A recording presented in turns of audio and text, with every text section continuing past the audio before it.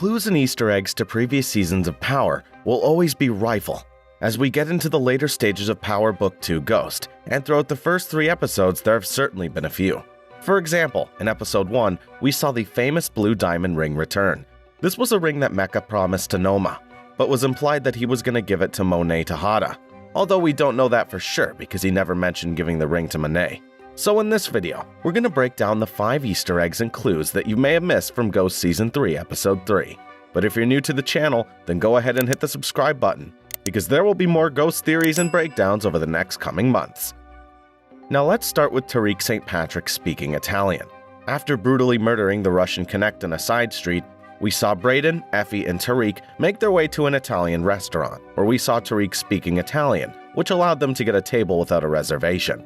This was actually a callback to early seasons in Power, where Tariq was studying Italian at school. So where his father spoke almost fluent Spanish, Tariq's someone who seems like he paid attention during his Italian lessons, something I think that will impress his new Connect Noma. Noma runs a global empire, and if she has a business in Italy, could we see Tariq St. Patrick taking a trip to Italy at some point in the future? But over to arguably the MVP of Season 3 so far, Kane Tejada. In Season 1 of Ghost, we saw Lorenzo Tejada Sr. have his son beat down by guards at his prison for putting hands on Monet, and it was a stark reminder for Kane to stay in his lane. But fast forward to Season 3, we saw a role reversal. After Lorenzo killed Zeke and set up Drew to be beat down by a guap, it was Kane's turn to inflict some damage on his father. He had the Jamaica Ave boys beat his father while he watched on.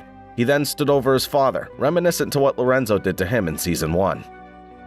As one Tejada begins to assert his domination and authority over the family in the streets, we have another in Drew who seems distracted.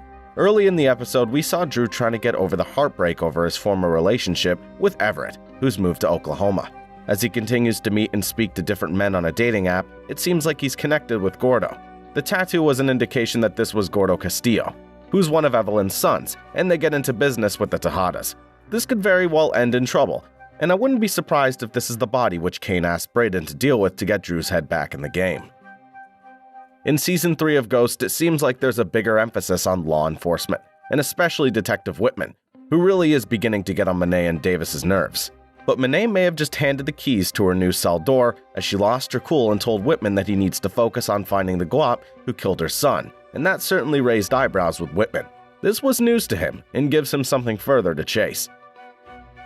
Moving from someone who's trying to put Monet behind bars to someone who's defending her is Davis. As Cooper Saxe connected the dots to Davis being behind the manslaughter that Theo's in prison for, Davis admitted that he was 21 when he committed the crime. But that's not the clue. Saxe mentioned that the victim was a cop's brother, and could this be something that ties into the wider Power universe and Raising Kanan? Because after all, we're going back a number of years to when Davis was 21. It certainly would be a unique way to connect the two shows. But those are my top 5 clues from Episode 3, so let me know if I've missed any, and remember to hit the like and subscribe if you want to see more ghost theories and breakdowns over the coming months.